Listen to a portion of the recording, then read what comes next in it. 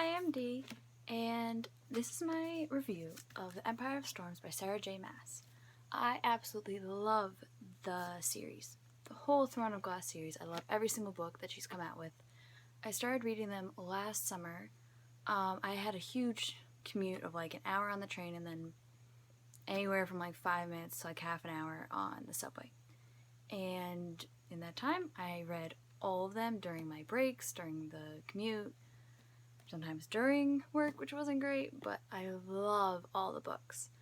I love her other series, A Core of Thorns and Roses, and A Core of Mist and Fury. I'm also really excited for the next book of that to come out. So, I really did like this book, but there were some things that were a little... that didn't, like, there was a step that was missed. Maybe I just missed that on my own, but I did really like the book. I liked the whole Rowan and Aelin being very tough with each other, and although they were still tough with each other, I think I don't want them to not be lovey-dovey towards each other, but I think they missed a step. But I did really still like the book, and I really liked all the characters, and I love everyone. I don't want to spoil anything, but I love everyone that came back and that you got to meet, or more like character development with certain characters like Lorcan. I don't know if I'm saying any of these names right, but I did really like the book, and I thought this was going to be the last one.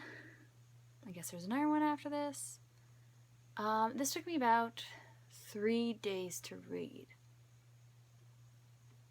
I probably could, if I sat down and just read the whole thing like I used to do in college when I had no classes on Fridays, I'd read a whole book every single Friday. And like big, thick books too. My roommate would always yell at me about how I'd like start reading at like 11 a.m. because I'd need time to wake up. And she'd go to class or go to work and come back at like 8 p.m. I haven't eaten anything, only drank water, and I would be just finishing a book.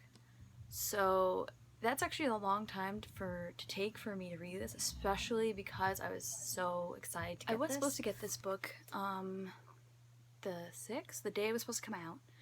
I ordered it off Amazon, but I live on the East Coast, and there was supposedly this huge storm that was delaying like everything, and everyone was like really scared by it. So I ended up getting it, I think, just a day later.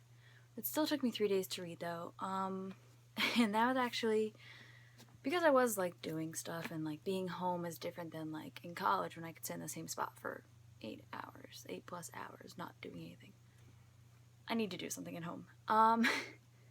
But it also took me an extra day because I wanted to see how many pages it was, and I accidentally saw what was on the last page, and that made me nervous, and I didn't want to finish it right away because I didn't want, like, it wasn't the ending I want. I like happy endings. I'm a hopeless romantic kind of person, and I love happy endings. I love happy things. So yeah, seeing that ending really just made me not want to continue, but I ended up finishing it, and I really did like the book. Again, I have some questions, but I did like where a lot of characters fell, and what happened to certain characters, and finding the backstory of other things that you thought you knew and then you didn't. It was a wild ride. But I did really like this book, so I think I would give it a 4 out of 5 stars. I'm really excited for... Sorry, the lighting's changing.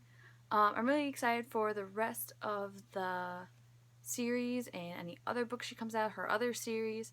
I also have the coloring book that I got yesterday,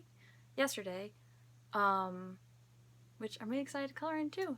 I wish there was more things to color, but I like the quotes from each book that are on the page opposite of each drawing. And that's it.